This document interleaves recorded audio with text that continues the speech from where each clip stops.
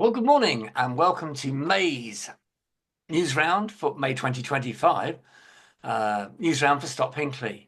It's been a busy month. There's things at Hinkley C, Sizewell, potentially at Sizewell C in Suffolk, and things of general interest, whether you're involved with those or not. One of the first things that came up in the middle of April was interest in zonal pricing for electricity. So basically you pay more or less depending, I suppose, on supply and demand in your area at any particular time. But that appears to be not going to happen.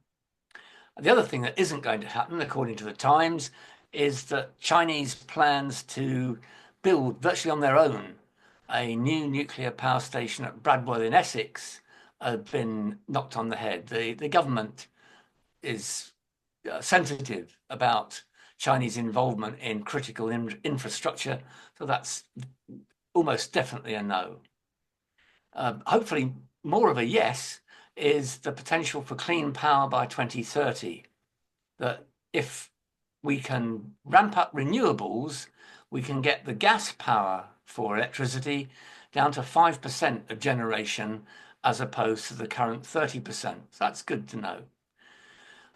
There's also enthusiasm for small modular reactors, another brainwave that hasn't been able to work anywhere in the world, never mind anywhere else. But the Times thinks we should have 20 of those, and they want government funding, of course, for the companies that are dipping their toe in the water. An ex-civil nuclear constabulary guy says that he doesn't think that the transport of new fuel for reactors, especially if it goes to mini reactors, is likely to be that safe. Our system can't cope with it, which is bad news because obviously fresh fuel on the road is at its most vulnerable point in terms of terrorists getting involved and doing something about it. Lots of people want Sizewell C final investment decision to happen, but the government appears to be hanging on until the Chancellor, Rachel Reeves, makes her statement in June.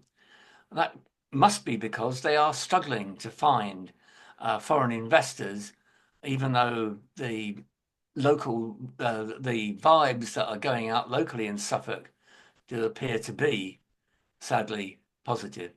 So that will definitely be our money going down the plug hole. If you've wondered ever where the winter fuel allowance money went, it went quite simply into a sub for Sizewell C to keep the preparation works rolling along. And one of the reasons that Sizewell C is problematic is its water supply. That was the reason that the planning inspectors turned it down in the first place, only to be overruled by government because there's not enough water. And even now, when they've got a low requirement, because all they've got are offices and site prep work, I read in the Ipswich Star that tankers full of water are travelling 30 miles to take the water to the Sizewell C offices because the local water company cannot cope with demand. Not good. Wheezy's other things that are going on. Westinghouse is one of the companies that pulled out of the UK's small modular reactor design competition. There are only 3 people left in the running: Rolls-Royce, Japanese company GE Hitachi, and the American firm Holtec. They're plodding on.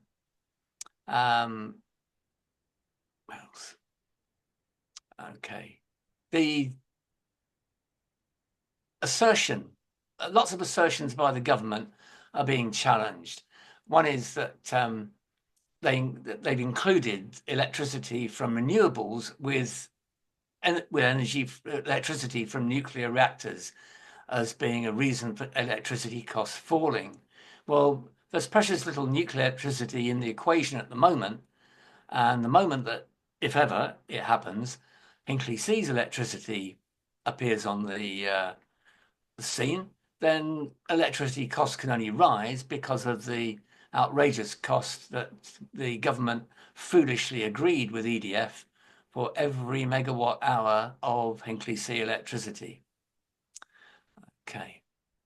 The Office of Nuclear Regulation, Office for Nuclear Regulation, is upset again with this time not EDF, although they are ongoingly upset with EDF about the supposed 7,000 changes which they're supposed to have got EDF involved in.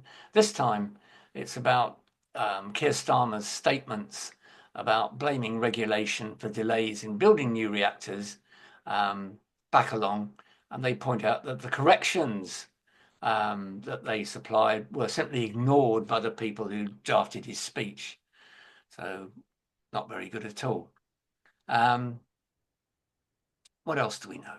That whilst it's true that Hinkley C is having an effect on the local economy, it's also true that the new workers are likely to come from the very farthest reaches of the local area, which stretches 90 minutes drive time from a Hinkley C park and ride anyway.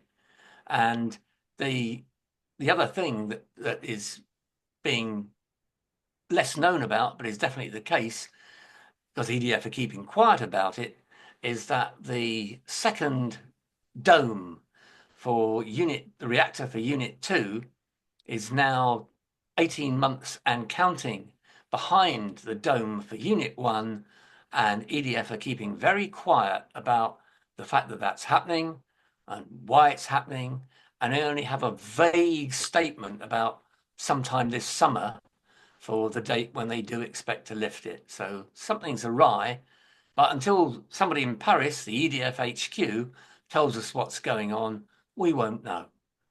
Okay.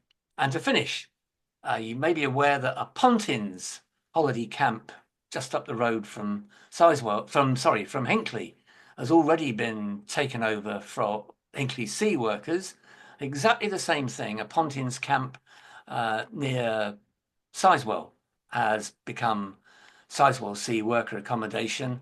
And the very latest thing is they've taken over 4-star Best Western Hotel near Ipswich, has been taken over by one of the plant companies involved in site preparation works and will be used exclusively to house their Sizewell C workers.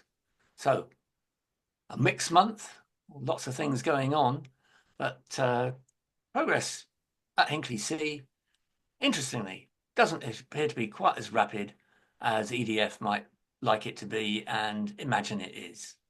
Okay, thank you very much, and I look forward to talking to you again in June. Okay, cheerio.